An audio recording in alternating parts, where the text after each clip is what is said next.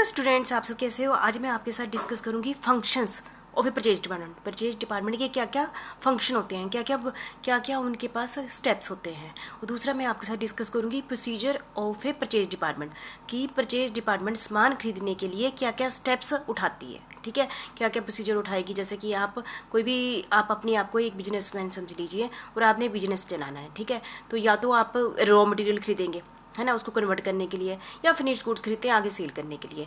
तो फंक्शन किसका है? परचेज डिपार्टमेंट का। ठीक है, क्योंकि हम कॉस्ट अकाउंटिंग कर रहे हैं तो हम मैक्सिमम यही सोचते हैं कि हम रॉ मटेरियल खरीदते हैं और अपनी फैक्ट्री में सामान बनाते हैं, फिर आगे बेचते हैं। क्योंकि हमारा सब्जेक्ट का नाम क्या है? Cost accounting. तो इसी से रिलेटेड हम जो भी डेफिनेशन या फिर एग्जाम्पल लेते हैं इसी से रिलेटेड लेते हैं। ठीक है, तो सबसे पहले function of A purchase department. Purchase department है जिसने, परचेज डिपार्टमेंट का काम क्या है?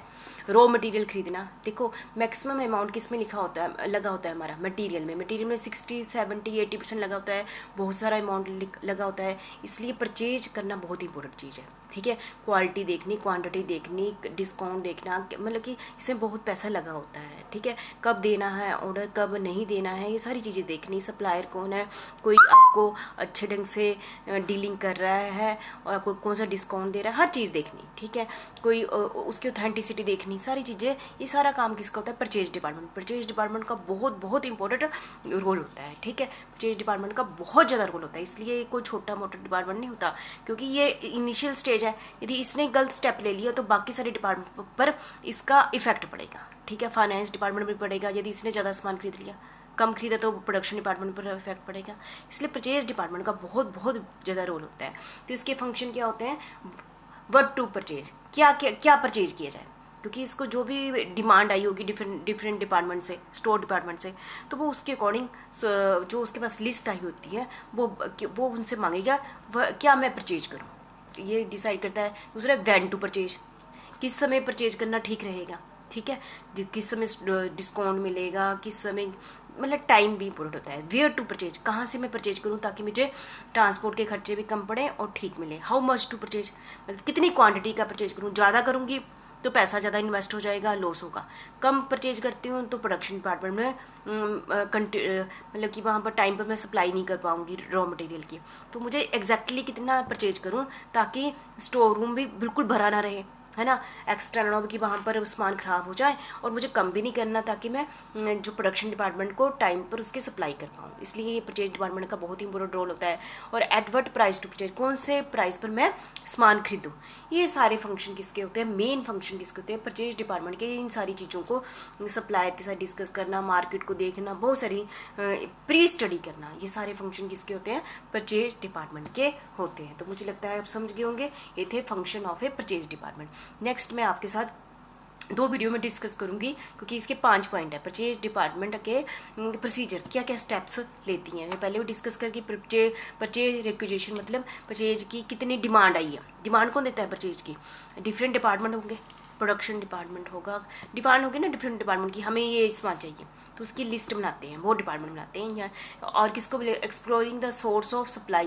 वो ये सोच लेगा जो भी हमें रिक्वेस्ट आई है, परचेज डिपार्टमेंट कहता है, तो मैं वो सोर्स ढूंढेगा कि मैं इनकी जो सप्लाई, मतलब कि सप्लायर को ढूंढेगा। सोर्स मतलब क्या होगा? सप्लायर कहाँ कहाँ होंगे, और उन बहुत सप्लायर की लिस्ट तो बहुत सारी होगी, उनमें से चूजिंग द सप्लायर, उसमें एक अच्छा सप्लायर ढूंढना कि जो कम रेट पर देता है, ऑथेंटिक हो और टाइम पर सप्लाई कर दे, सारी चीज़ें देना। फिर परचेज ऑर्डर दे देना, फिर सप्लायर को ऑर्डर दे देना, है ना, और फिर ऑर्डर देने के बाद उससे सामान रिसीव करना और उसकी इंस्पेक्शन करना मटेरियल की, है ना, और चेकिंग करना, पासिंग हो तो बिल पास कर देना और पेमेंट डिपार्टमेंट को बोल देना। ठीक है, ये सारा काम किसका होता है? ये सारे प्रोसेस किसके होते हैं? सारे स्टेप्स किसके होते हैं? परचेज डिपार्टमेंट के। तो इसको परचेज प्रोसेस कहते हैं। तो मैं एक एक करके आपके साथ डिस्कस करूँगी।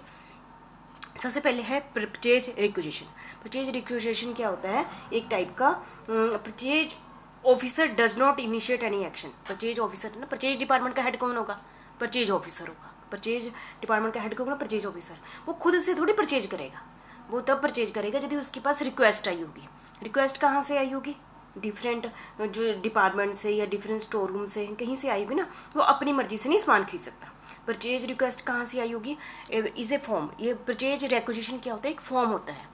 ये फॉर्म भर के बाकी सारे भरकर परचेज डिपार्टमेंट को भेजते हैं, ये ध्यान रखना। ये form used as a formal request. Formal मतलब ये जैसे तो ना फॉर्मल, जैसे आप कॉलेज के स्टूडेंट हो, फॉर्मल कॉलेज में ड्रेस डाल के जाए, formal request to the purchase department to purchase material. ये क्या होती है, ये कौन सी परचेज रिक्वेजिशन क्या होती है, एक रिक्वेस्ट होती है डिफरेंट डिपार्टमेंट की तरफ से कि हमें ये सामान चाहिए। और ये कौन बनाता है, परचेज रिक्वेजिशन कौन बनाता है, prepared by store keeper for regular stock material. Store, अब तो पहले मैंने क्या बोला, परचेज डिपार्टमेंट है, दूसरा डिपार्टमेंट कौन सा हो गया, स्टोर कीपर डिपार्टमेंट। स्टोर जहाँ पर है, स्टोर वाला देखता है कि सामान खत्म होने वाला है तो वो उसकी लिस्ट बनाता है, फिर परचेज डिपार्टमेंट को भेजता है। यदि रेगुलर, उसको पता ही है ना, रेगुलर मैं देखो ना रेगुलर स्टॉक मटेरियल रखता है। यदि स्पेशल चाहिए मटेरियल, स्पेशल पहले नहीं रखा हुआ, रेगुलर नहीं चाहिए होता स्पेशल, तो डिपार्टमेंट हेड जो स्पेसिफिक डिपार्टमेंट है जिनको जो सामान चाहिए वो डायरेक्टली परचेज डिपार्टमेंट को बोल देता है। यदि तो स्पेशल मटेरियल मंगवाना है, यदि रेगुलर मंगवाते रहते हैं तो स्टोर डिपार्टमेंट, स्टोर कीपर कहेगा परचेज डिपार्टमेंट को ये वाली परचेज रिक्वेजिशन भेजेगा। समझ गए, परचेज रिक्वेजिशन किसको भेजी जाती है, परचेज डिपार्टमेंट को भेजी जाती है। किसके द्वारा भेजी जाती है, स्टोर कीपर के द्वारा। स्टोर कीपर के द्वारा परचेज रिक्वेजिशन तब भेजी जाती है जब रेगुलर सामान हो, रेगुलर हमेशा चलता है। और डिपार्टमेंट के हेड की तरफ से तब भेजी जाती है जब स्पेशल कभी कभी मंगाना हो, कोई स्पेशल रिक्वायरमेंट आ गई है, ठीक है। और जो ये वाली लिस्ट है परचेज रिक्वेजिशन, जो लिस्ट सारे भेज रहे हैं किसको, परचेज डिपार्टमेंट को, ये कौन अप्रूव करेगा, प्लान सुपरिटेंडेंट और वर्क मैनेजर, ठीक है। प्लान सुपरिटेंडेंट और वर्क मैनेजर इस लिस्ट को फाइनल करेगा। और इस लिस्ट की सभी की तरफ से परचेज रिक्वेस्ट जो है इसकी 3 कॉपियाँ बनती हैं। देखना कितनी कॉपियाँ बनती हैं, 3 कॉपियाँ बनती हैं। तो ओरिजिनल कॉपी किसको सेंड कर दी जाती है, परचेज डिपार्टमेंट को, ठीक है। ओरिजिनल ये तो पता ही है क्योंकि किसके लिए इंपॉर्टेंट है, परचेज डिपार्टमेंट, तो ओरिजिनल कॉपी परचेज डिपार्टमेंट को दी जाती है। और डुप्लीकेट कॉपी कौन रखता है, स्टोर कीपर, जो जिसने भेजी है स्टोर कीपर रखता है। या फिर यदि स्पेशल मटेरियल मंगवाना है तो डिपार्टमेंट हेड रखता है अपने पास कॉपी है। और तीसरी कॉपी चली जाती है एथोराइज्ड एग्जीक्यूटिव के पास चली जाती है। तीसरी कॉपी कहाँ जाती है, एथोराइज्ड एग्जीक्यूटिव के पास चली जाती है, ठीक है। तो आपको पता चल गया, ठीक है। रेगुलर परचेज रिक्वेजिशन मतलब जो रेगुलर ही होती है वो स्टोर कीपर होता है। और ये देखता है कि जितना ऑर्डर लेवल है उससे कम जा रहा है तो उस समय कर देता है, ठीक है।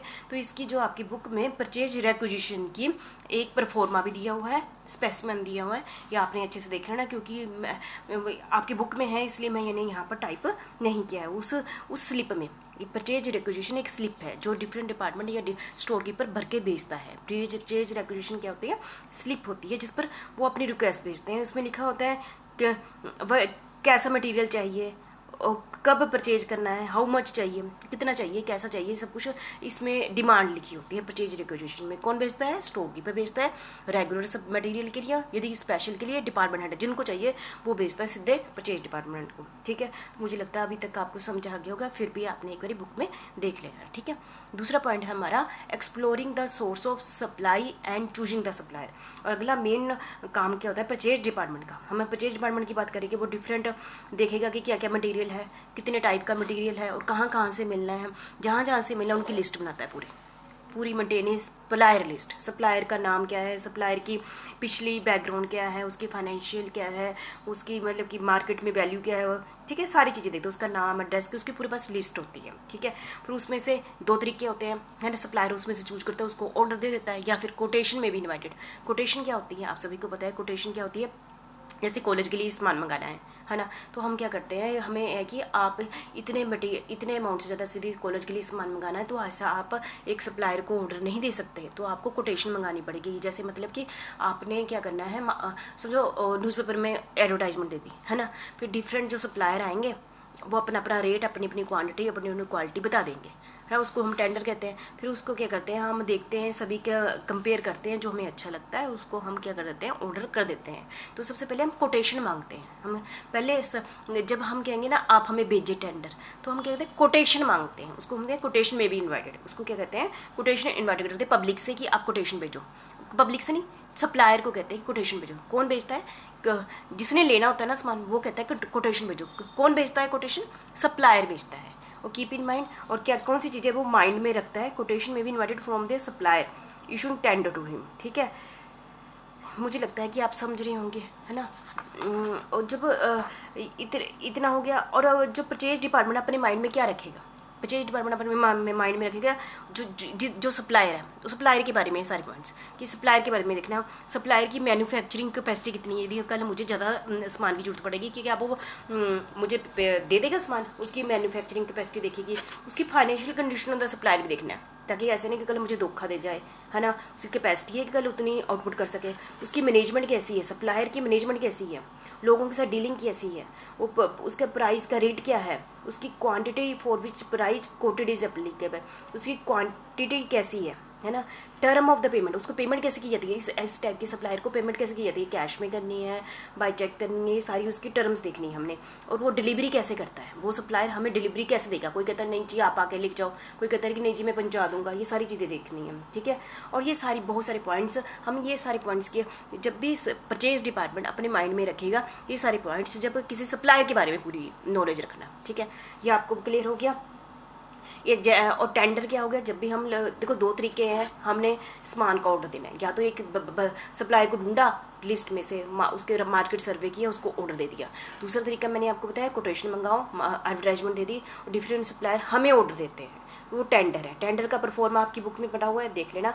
टेंडर क्या होता है, जो लोग बेचते हैं ना, अपने बड़े सीरियल देखे होंगे, फिल्मों में देखेंगे, लोगों ने टेंडर भेजा, मेरा टेंडर पास हो गया, नहीं हो गया, मतलब कि वो कौन है जिसका पास हो गया, वो सप्लायर है, पास होगा तो उसको ऑर्डर मिल जाएगा, ठीक है।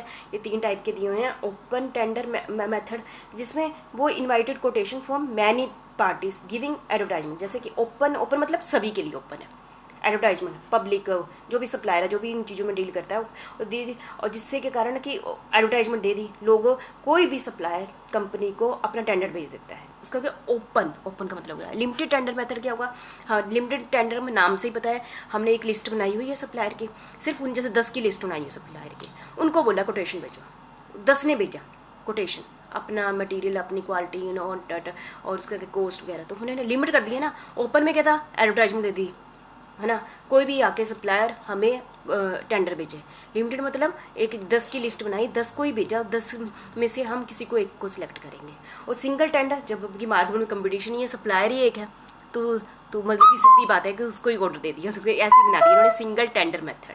तो मुझे लगता है कि आप सभी को क्लियर होगा। ये 2 पॉइंट कर लेते हैं क्योंकि वीडियो लंबी जा रही है, ठीक है। तो 2 पॉइंट हमारे 5 में से 2 पॉइंट हो गए। पहला क्या था, परचेज रिक्विजिशन क्या होती है, एक ऐसी एक प्रॉपर एक परफॉर्मा होता है, फॉर्मल परफॉर्मा होता है, जिनको ये सामान चाहिए वो परचेज डिपार्टमेंट को भेजता है। दूसरा हमने क्या किया, हमने सप्लायर को चूज करना है, सप्लायर को चूज़ करना है। ये सारे मेथड ये थे ना टेंडर के, इसमें से किसी एक सप्लायर को चूज करना है, ठीक है। थैंक यू वेरी मच, आपने इसको अच्छे ढंग से कर लेना।